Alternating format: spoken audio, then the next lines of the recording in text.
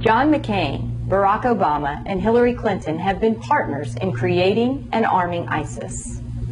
Here are the facts. In 2011, John McCain was the lead voice in the Senate calling for arming of the so-called Libyan rebels to overthrow Colonel Gaddafi. McCain even traveled to Benghazi in April of 2011 and called them his heroes. Are you concerned about the people that are actually fighting for the opposition here? Any worries about them? Fighting for the opposition? They're my heroes. Just 1 year later, McCain's heroes used those weapons to kill Ambassador Chris Stevens and 3 other brave Americans.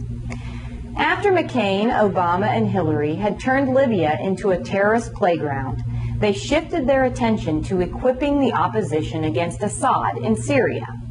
A 2012 State Department memo clearly says the opposition to Assad was Al-Qaeda in Iraq. That's right.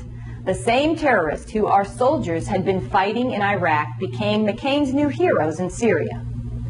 In May of 2013, McCain traveled to Syria and was photographed with Syrian rebels, who may well have become leading figures in what would later be called ISIS.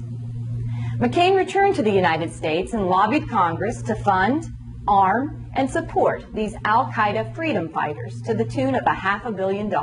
Last year we learned McCain's Syrian scheme yielded only 4 or 5 good rebels actually fighting Assad. There are only 4 or 5 U.S.-trained Syrian fighters on the ground fighting ISIS, not 400 or 500. The rest took our training and weapons and became ISIS. Just this week, John McCain bragged about an additional $1.3 billion to provide weapons to more Syrian jihadists and to provide border security.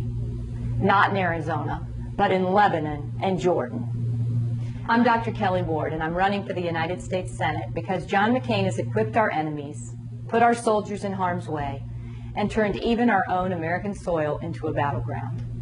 Arizona needs a senator who represents Arizona, not ISIS.